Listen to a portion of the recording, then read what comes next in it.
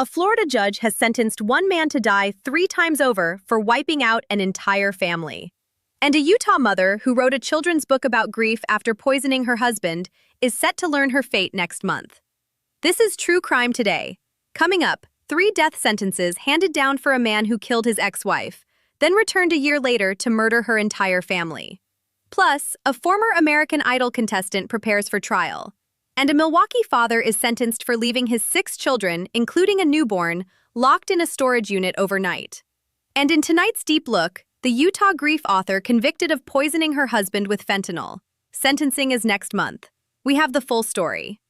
I'm Morgan Voss. This is True Crime Today. Today's episode is brought to you by Forensic Tree, genetic genealogy software specifically created for law enforcement and for cases that will stand up in court. More information at forensictree.com. In our lead story, we discuss Shelby Nealy and the Tarpon Springs family murders.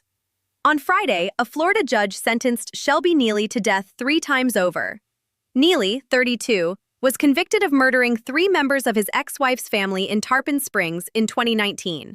The victims were Richard Avancic, 71, Laura Avancic, 59, and Nicholas Avancic, 25.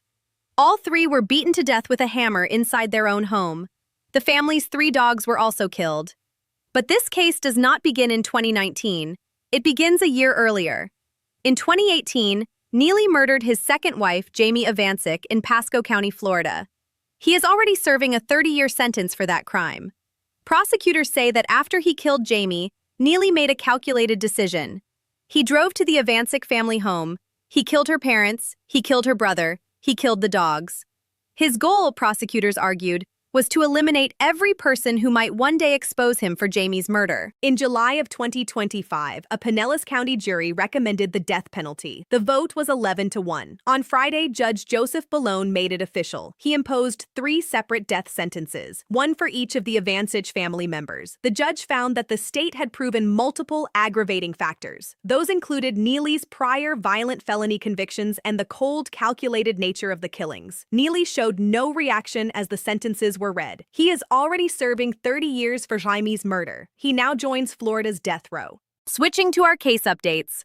Update 1. Caleb Flynn, Tip City, Ohio.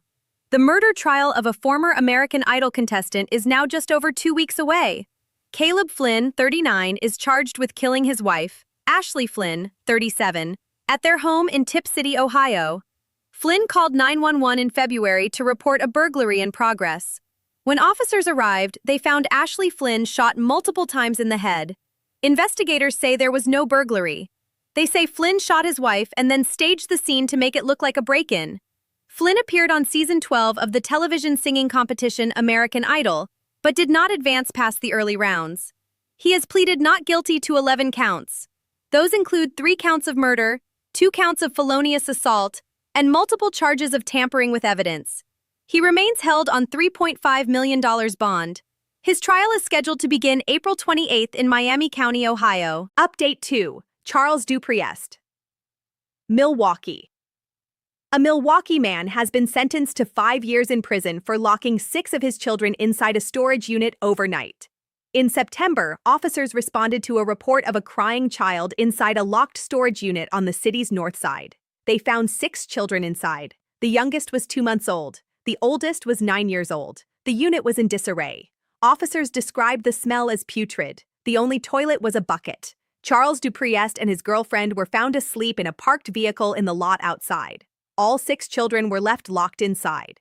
Dupriest was convicted of 9 criminal charges, including 5 felony counts of child neglect and 1 count of possession of a firearm by a felon. A Milwaukee judge sentenced him Thursday to 5 years in prison, followed by 5 years of extended supervision. The children's mother pleaded guilty separately to misdemeanor child neglect and received 18 months of probation. Last but certainly not least, our deep look at the Kouri Richins fentanyl poisoning in Utah.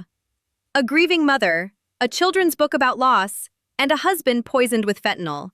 This is the story of Kouri Richins. Eric Richins died in March 2022 at the couple's home in Summit County, Utah. He was 39 years old. His cause of death was an acute fentanyl overdose. In the months that followed, Kouri Richins published a children's book. The book was titled, Are You With Me? And was promoted as a guide for children dealing with grief. She gave interviews, she appeared at events, She presented herself as a mother in mourning. But investigators were building a case. Prosecutors alleged that Kouri Richins had attempted to kill her husband not once, but twice. The first attempt, they said, came on Valentine's Day 2022, through a spiked sandwich. Eric Richins survived that attempt. Weeks later, he was dead. The motive, prosecutors argued, was financial. Kouri Richins was millions of dollars in debt. She believed she would inherit Eric's estate. Prosecutors did not need to prove exactly how the fentanyl was delivered. The jury heard from financial experts, toxicologists, and witnesses to the couple's troubled relationship.